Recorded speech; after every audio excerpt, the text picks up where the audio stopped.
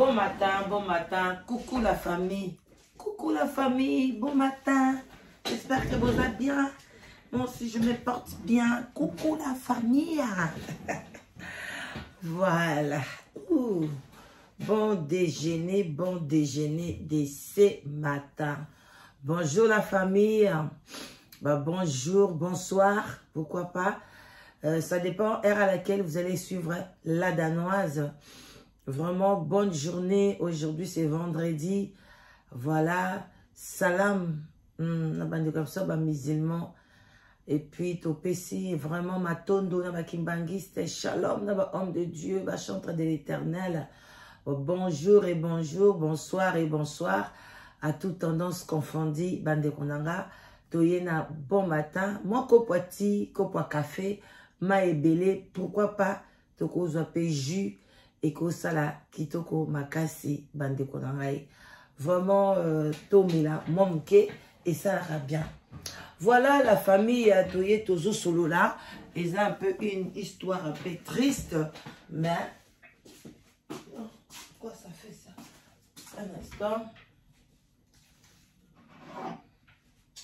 Ils ont une histoire triste, mais on va faire un effort. Ya ko solo la yango, tout ça mon effort ya ko solo la yango. Voilà, et au ça là bien. Voilà.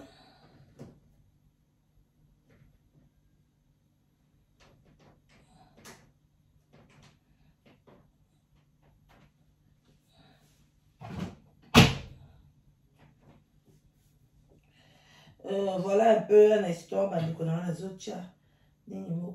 sais pas. Ah bon. Et je peux ça moi retard. Sorry, hein. Voilà, moi, je peux ça bien. Maintenant, on moi, je hein, attends, ça fait aussi du bien. Voilà.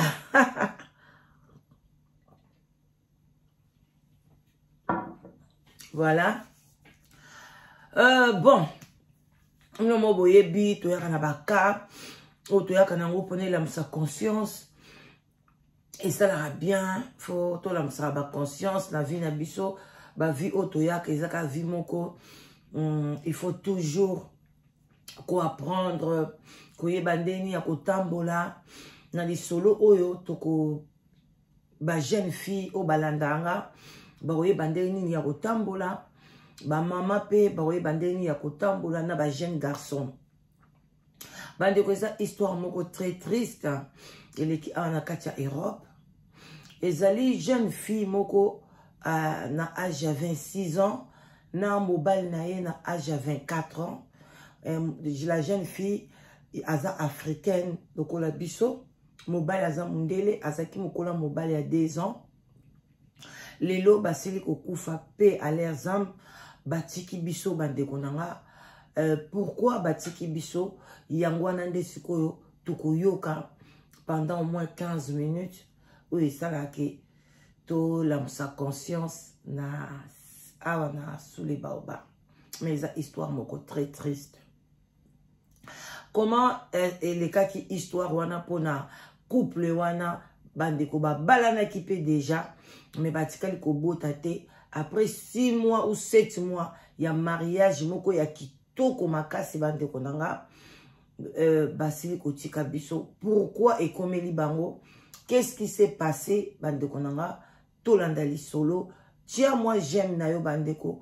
Partagez ka émission et la musa conscience. So que la musa conscience ya moko to mi balé. Moto moko a zui sécurité na vie na ye. Ou bien a zui la musa conscience na makambo. Oh, cela veut dire que a komi moi maye la komi ekenge. Yeba ke yo pe place aux ali nzambe akobaksela o quelque chose. Alors bande konangai ndeko moi sito bandina na la fille azaki fille unique babota kai yemoko garçon pe azaki fils unique babota kai pe kaka yemoko biloko boyebi ba mindele belé babota na bango bana ebelete. Alors maman wana en tout cas abota ke kayemoko aluka mabota bakisame azwa chance babota eka ye moko na ba parents na e papa na bango pa boti na e libanda te donc azaki fema fille unique La fille atteint ba classe très bien. Déjà na âge ya ba 24 ans, 24 et demi, assisi na ye ba master, makam na ye nyonso. La fille, et puis azalaki kopé sa cours na moi niveau supérieur. Alors, dès qu'on a vu son mobile na côté na ye, il est déjà à partir il y a 19 ans, 18 ans, 19 ans, à qu'il déjà service militaire. Donc, à bandeki militaire na ye trop vraiment jeune, déjà na 24 ans, azala qui tellement maïle, à mata qui ba grade na ndenga osakanate, et puis à bandeko kene mingi ba guerre ba Irak wana ba guerre kaka place ezalaka, sous la insécurité na Iran ba tindi bango, à chaque fois ba tinda bango kuna ba pesa bango bonus, moi extra bon il y a 30 000 €. Donc, ce qu'on stationné quelque part, tant beaucoup à part salaire, moi 30 000 € et quota. Mais il y a vraiment le bac qui a bunda pour la nation. En tout cas, chaque fois, la guerre est en tout cas, à hésiter na été. Alors, azaki na mo ba moyen na mon bon nae, la fille aussi abimé na famille moko ya bien, yepe bango pas zaki na ba moyen na bango et ko sala ki na ki fiançailles na bango ba lobi non. Azo katakataka na mukuse na ki fiançailles na bango ba lobi non, il faut ba misombela déjà ndako. Bandi ko ngai ba tcheki makoki na bango mi bala avant ba balana ba somba ki déjà ndako na bango bandi ko ndako munene nan kutu ba botité mais ba somba déjà ndako ya 4 chambres à coucher parce que les garçons na filles en tout cas ba yokanaki ba obota bana tami sato ba lobaki en tout cas ba tie bureau et puis ba tie ba chambre bana na bango bazaki ba planifier qui déjà vie na bango et donc bande konanga ils voyaient vraiment la vie c'était pour na bango la vie c'était en rose, vie ezaki facile donc nyoso bandeki ko koma na pona vie na bango bande konanga et comment e bandeki ko kokisama mais nzoka nde bazaki na courte vie bande konanga.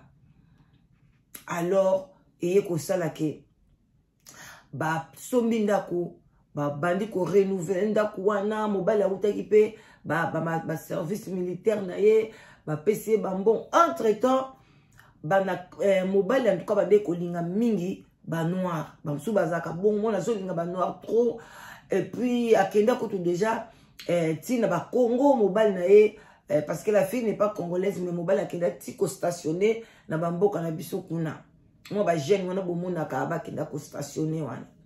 Alors bande konanga e ko sala ke na kati ya musala na bango banda osala ba noir bazaki mibale na ba métier mibale abanda olinga bango penza mingi anda ko betela bango masolo na ye nyonso to omona alobi ato biso to sombi ndaku na tukuta na fille moko boya noir na to sali boye to zana ba projet boye abanda penza ko yebisa bango donc azokubisa mwasi na ye na epa na bango azosepela donc menzo kande na kati na bango na y avait un garçon à noir azalaki jaloux et quand nika yeba ke somba ndako et pour nika yende trouver moi c'est bien et pour nika ye boye apoi ni vine kaka boye moninga zo betela bino ya mondele na ndenga bien bango bazanga bango ouvert et ba osoyi basombi ndako abengisi ba camarade boya kotala ndako na biso babenga kango soki opening house bokomela masanga bokomeli bokolia bomemeli bango ba cadeau pona ndako bamsu bakomema ba aspirateur bamsu bamemi frigo donc bamindele basalaka bongo na nde mpe bomonaka basalaka pona ba bébé o babengaka baby shower moi oza na zemi on ça la baby shower ba ko peso ba cadeau mais biso la ba africain et comme ka kindoki et comme ka jalousie azola kisanini boye na boye en tout cas na yebi ndenge nzambe asala biso te moyen to s'épanouir na se mabele o ezate toujours ba limitation toujours loba ozela mso lingo loba likambo boye et na zana projet moko bien moninga yibi ba projet wana akesa le lango na avance na zana likambo moko boye même na ba YouTube et na zana projet na sala boye o aka pa mutango mutu musa bandi o betela ngi lisolo abandi déjà ko sala ngo bande ko eza pasi to ebité pona ni to ko vivre na kimia te biso ba africain na se ya mabele aw bande ko to continuer lisolo ndeko siko ndenge esalamaki wana ekomi bajour ya mariage loko aza soda babalana na teni na bango ki soda bandeko mariage kitoko. J'ai des photos parce que na planifié on tena lakisa bino na tongo mais na kotiata na miniature photo na bango mariage bandeko ça m'a fait mal ba photo kitoko libala munene mama ya mobali na mama ya mwasi banda bana na bango balingana ba koma proche donc famille au famille le quoi leki na kolutu ba comment ko voyager ensemble on va planifier ba voyage na bango ba tiki mibali na bango bango balé ba voyager na bango emso ba ke New York emso ba ke boy donc ba na zo sabino donc ce que zota lango penza ozo ba oyo penza vie yango yo ngana sepeli na zala nango mama bokilo donc ba camarade ba pire master ba komaki. Alors bande konangai un jour couple wana mobali akende musala mwasi pa akende na musala ba balanaki ba koti siko na ndako na bango na kitoko wana basombaki ya munene bazali na bango très bien nan pe basaki et atofto sepela nan même inane biso na biso nano après to koya ko planifier ce to banda ko bota et puis to ko bota pe vraiment noki to landisa bana donc basalaki ba projet nyonso tout bande konanga. Ok, ce que oza na kati, oza maman la fille, oza maman ya garçon, olobi abana nga bazo progresser kitoko. Bolingo oyo wapi. Mais mobali abetaka li solo et pas ba camarade nae. C'était même pas la fille. La fille, elle était méfiante. Azaki bana ba camarade mingite, juste soit que na université, après ce cours nae. Après, azongi na ye nanda quoi, asali ba bongisi ba cours a couper sa lobby, asali ba misala ko sala et tout, bazaki pe na femme de ménage, abande koleka 2 fois na semaine mso ya bongisi ndaku, semaine mso ya bongisi bilamba na bango, bande ko quelle vie. Moi ça zaki na ba collier ya kitoko ya cher, mobali azaki na ba grade na ya chaque fois bande ko kobunda ba bitumba, bande ko décorer, ko décorer ba lo basonde nini, bande ko nanga ezaki penza filmo ko kitoko eye ko koma mukomsu bake musala bazongi bavandi pe balena bango très bien makamyo sezaki nango na kimia babongami pe basali o basala na butu soki baleaki soki basambelaki soki basalaki nini bandeko balali na bango eye ko koma na ba 1h du matin bandeko nanga mobali amoni ba sonner na porte bazo sonner mobali ayoki bandeko mobali aza soda na ndako aza pe na minduki aza na ba minutes donc mais abimi normal maboko na makolo atali bien na porte na tout amoni camarade nae donc camarade donc collègue musala ayebi bien oh poni collègue na musala aye na ba 1h du matin boy bandeko to fungola aso banda kute. Oh, collègue ya musalo yebi. Même na msunde kono ba 1h du matin wana mekana ko étudier aye ko sani. Njoka nde collègue wana bazaki 4. Collègue wana aye 3 ba bombani. Afungoli pe porte. Ko funga ka fungoli porte boy. Collègue wana ba moko a braquer arme. Ya ngasa ko se défendre boy. 3 bakoti bakangi mba moko ba bloquer maboko bandiko bakangi bango bakraka bakepe bake bazui mwasi na mbeto bakangi bakraka babandi ko violer mwasi parce que batalaki pe tant o bango bakufaki na tant oyo ba violaki mwasi ba endango ba inspecteur ba médecin ba yebaka ba lobi ke ba violaki mwasi wana na bakufite donc mobali azomona ndenge bazo violer mwasi ne na bango nyoso 4 pi bazo loba awa yo kansaki nini yo ndo balaki mwasi kitoko yo nde boy surtout oya noir wana oya mwindu bazaki de noir na de métier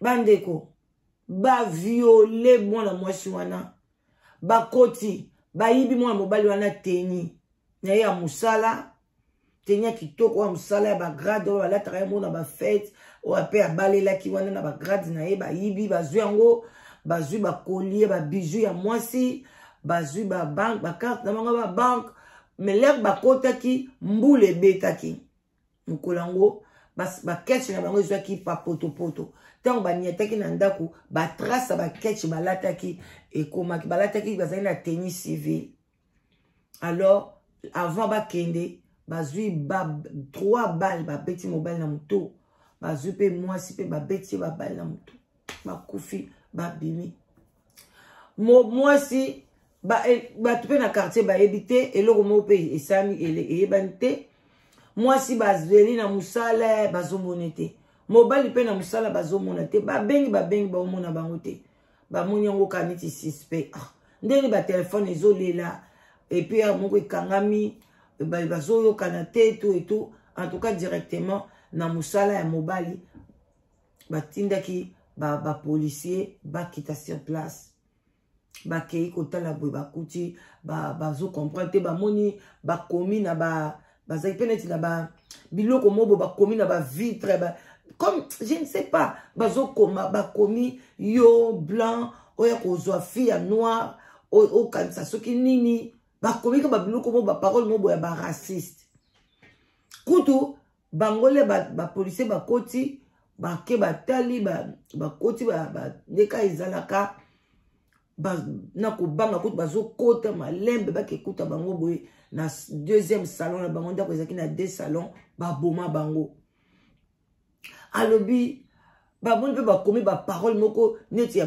baraciste bango kuna mutu na bango bakanisi ke bamindele mutu bakoti wana babomi mpona abali noir nzoka nde contraire biso banoir mutu okotaki tobomi mundeba tobomi bango bandeko na nga c'est triste la vie eye kosala ke bazwi bakor na bango bapara na bango bandeko triste kolela ya ndenge wana nayoki mawa mama mobali azolela abi biso tolomolomaka biso toza baraciste biso tolingaka bino te nga kutu ti mwana nga bali na afrique nazali kutu na ide wana te ke un jour mwana nga bino bato bokobombela nga mwana na nga ka moko 24 ans azokende 25 ans moi en tout cas mama leli mama mwasi aleli donc bazolela bandeko nanga vraiment parce que fona ke musala er nange bandi kopusana bandeko ça eza triste